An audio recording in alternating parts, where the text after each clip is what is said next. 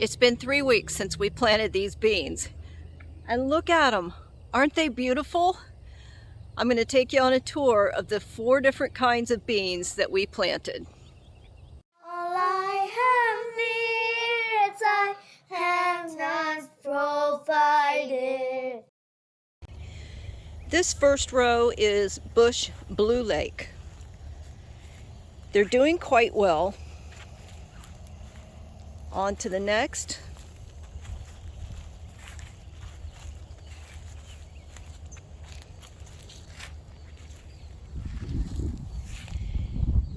These are the cranberry beans that we planted.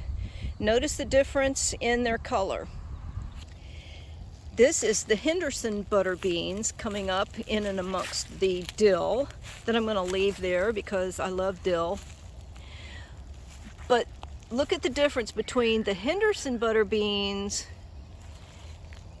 and the Ford Hook butter beans. The Ford Hook butter beans are going to be really tall vines, so it's about time for me to get the stakes in the ground. Let's go back over to the bush blue lake, and I want to talk to you about what we're going to do next for our beans.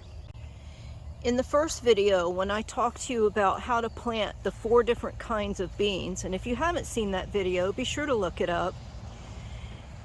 But when I talked to you about planting the beans, I did mention that we really don't want them to come up through the oak leaves. We want to wait until they get their first true leaves. So what does that mean? This big leaf down at the bottom and that big leaf is not the true leaf. They're actually part of the seed that's been planted, and that's called the cotyledon leaf. You see where there's 3 here and 3 here? Those are the true leaves.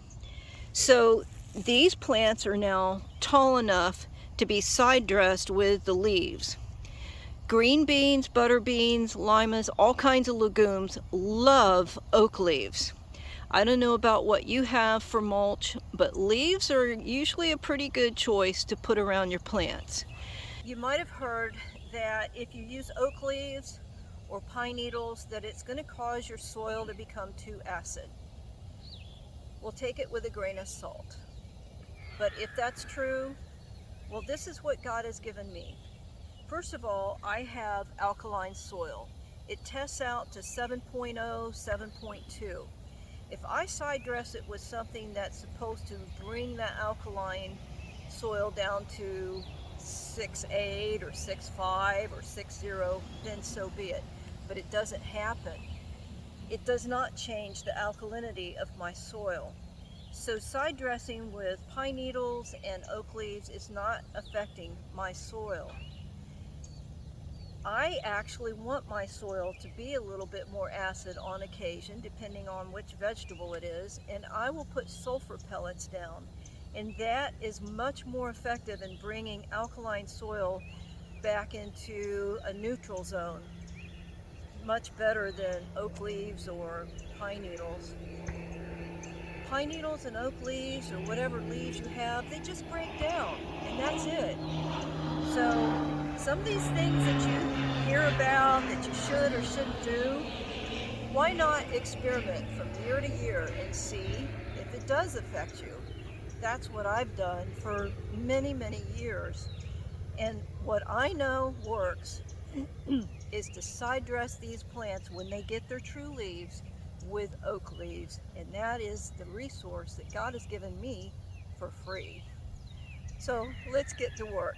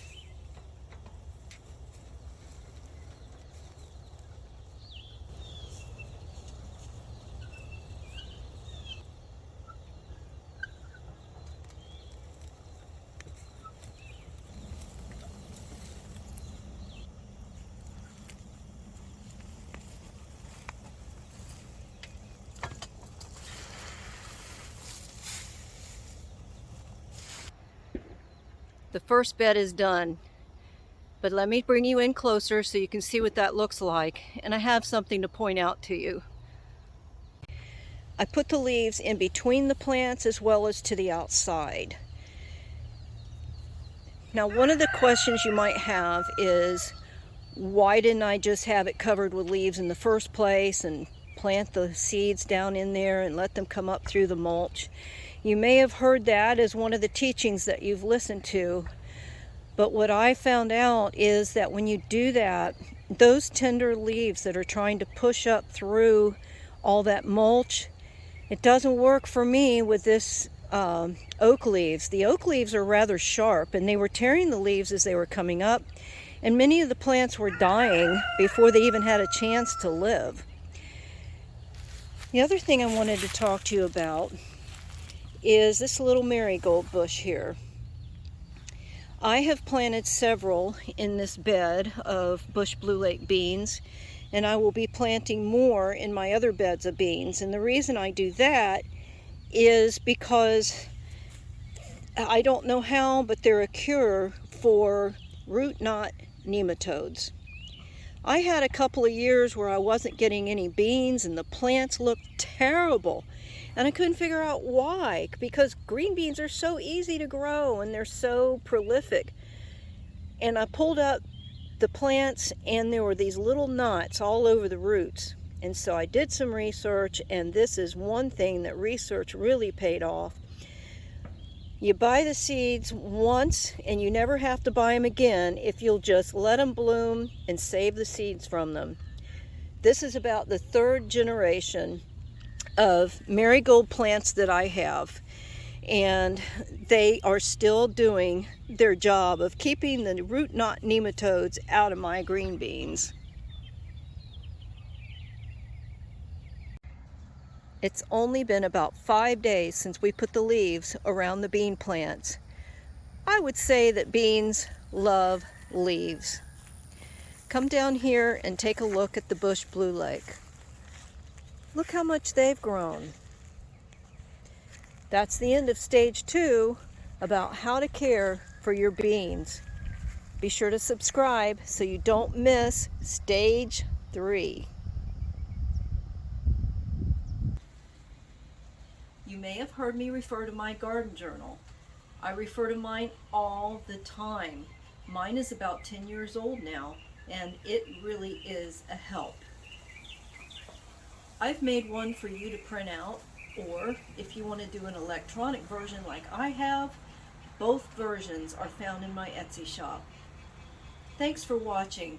I hope it was helpful. Great is thy